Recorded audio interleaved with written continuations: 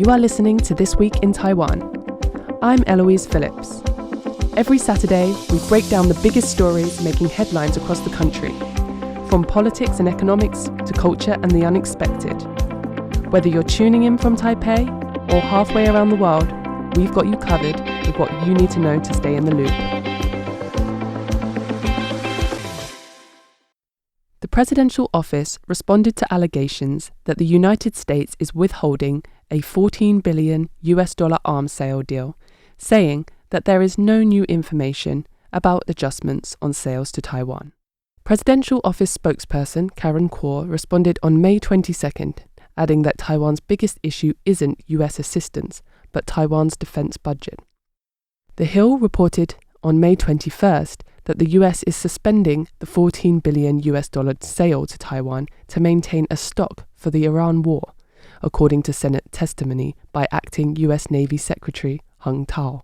Other rumors about the deal were spurred by President Trump's own words, saying the suspended deal makes a good, quote, bargaining chip, end quote, with China, following his meeting with Xi last week. The following day, Kuo responded, saying that the presidential office is aware of the reports, but there is no official information about US arms sales adjustments to Taiwan. She emphasized Taiwan's biggest issue is internal, saying, "There has been no indication that the United States plans to make any adjustments to this arms sale. The biggest issue is that we hope the legislation and budget related to the arms sale in the legislature can be completed smoothly and on schedule without any unexpected complications. That is what matters most at this time." Asked about Trump's intent to call President Lai Ching-te within the week to discuss the arms sale, Kuo said there are no new developments, but the office will continue to monitor the situation and update the public accordingly.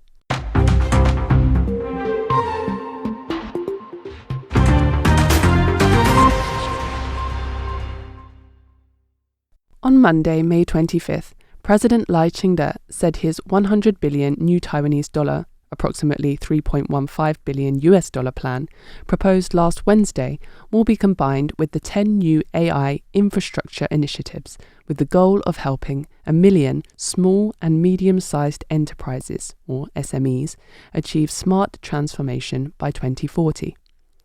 This comes after the president announced the 100 billion new Taiwanese dollar plan at his inaugural anniversary last week, meant to be a total amount paid out over 8 years.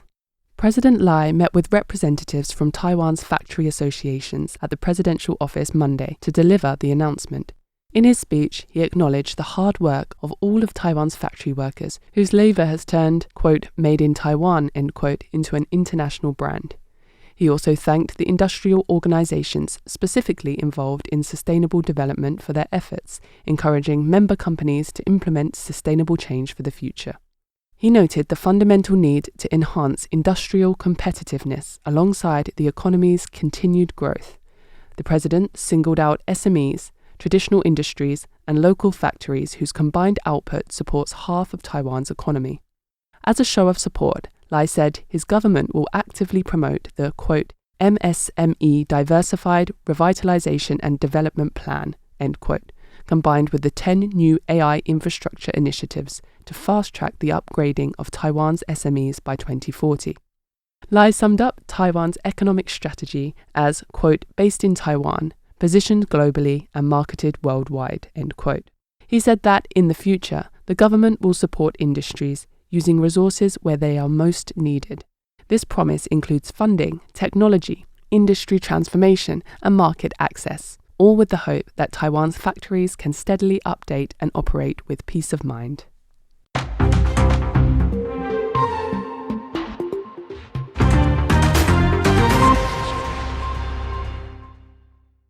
Taiwan's foreign ministry has criticized Beijing's comments on a visiting German parliamentary delegation, saying China has no right to interfere in exchanges between Taiwan and lawmakers from other countries. Foreign Ministry spokesperson Xiao Guangwei made the remarks at a press briefing in Taipei on Tuesday, May 26th, one day after China's foreign ministry urged German figures to stop sending what it called, quote, wrong messages, end quote, to, quote, Taiwan independence, end quote, forces.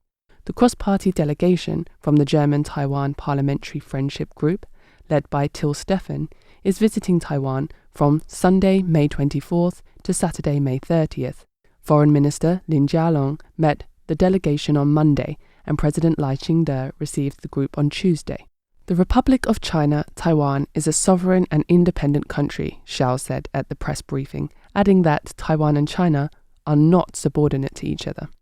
The Foreign Ministry spokesperson said, "Any attempt to distort Taiwan's sovereign status is an act of bullying that damages international peace and stability, and no amount of lies can change the internationally recognized status quo in the Taiwan Strait."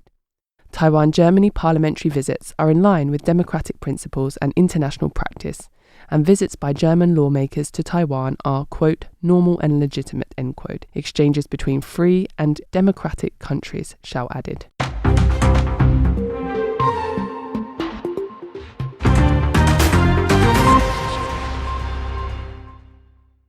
Nvidia CEO Jensen Huang said on Wednesday at the planned T17 and T18 sites in Beitou Shilin Technology Park that Taiwan has become a key hub for artificial intelligence and will remain central to global technology and electronics manufacturing, while stressing the need for stable energy supplies.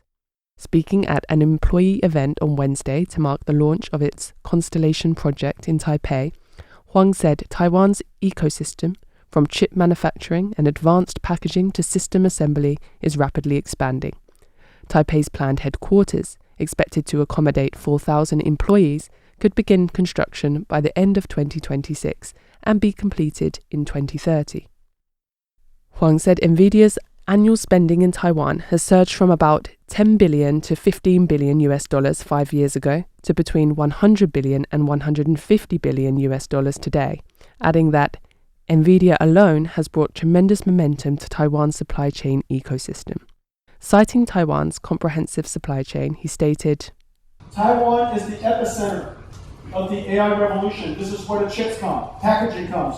This is where the systems are made. This is where AI supercomputers were created. The number of partners we work with here in Taiwan, incredible. You could just see from their stock price. They're doing so well, they're so happy. I have not met one CEO who's not happy." Nvidia's CEO added that AI development depends heavily on energy, and Taiwan will need a sufficient and stable supply of power to sustain future growth. China is using the uncertainty of the United States' policy on Taiwan to change the security status quo across the Taiwan Strait, according to researchers and think tank executives participating in the German-Taiwanese Association's DTG first online seminar this Wednesday. Former European Parliament member Reinhard Bütikofer moderated the seminar that focused on the impact the Trump-Xi meeting has on Taiwan, titled, quote, "Taiwan in Focus," end quote, with several politicians, European think tank scholars and experts in attendance. German Institute for International and Security Affairs, or SWP, security policy researcher Angela Stanzel stated that the US-China relationship has been redefined as a constructive relationship with strategic stability following the Trump-Xi meeting, drawing relations to Chinese President Xi Jinping's long advocated, quote, "new model of great power relations," end quote, between the two nations. Regarding concerns that the US might tacitly allow China to expand its influence in Asia, Stanzel pointed out that Trump described arms sales to Taiwan as a bargaining chip in negotiations with China after the meeting and publicly stated his opposition to independence efforts on the island.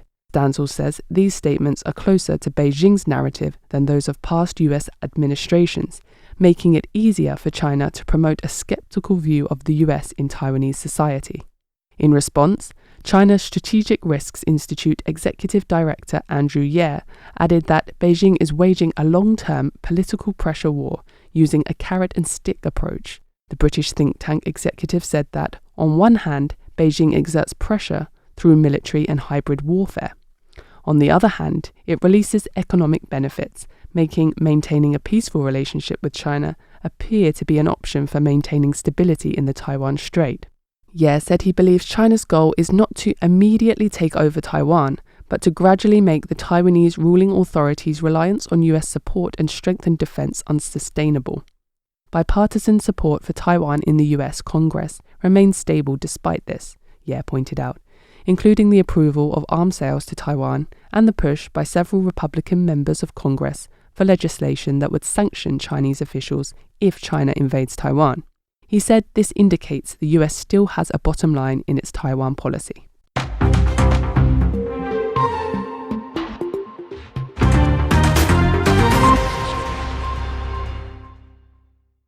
Taiwan is preparing to send a delegation to the European Bank for Reconstruction and Development's, or EBRD, 2026 annual gathering set for June 5th in Riga, Latvia.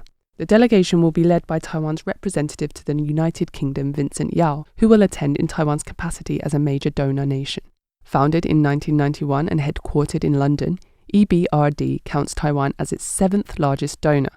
Since establishing the Taiwan EBRD Technical Cooperation Fund in 2006, Taiwan has co-financed more than 400 EBRD-led technical cooperation projects across member states. This year's annual meeting and business forum will focus on the theme, quote, economics innovating in a changing world, end quote, addressing topics including green energy transition and reaffirming support for Ukraine.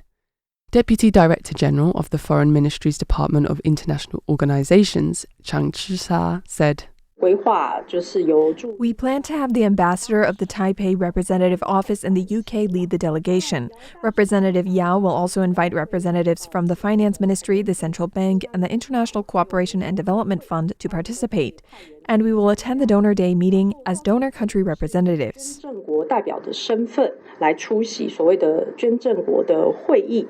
Beyond diplomatic engagement, the Foreign Ministry noted that supporting Taiwanese businesses in expanding into European and EBRD recipient markets remains a core objective, and subsidies will again be provided this year for companies joining the delegation. And that is it for this week in Taiwan. My name is Eloise Phillips. If you want to know more about what's going on in Taiwan, visit our website at rti.org.tw/en. Until next time.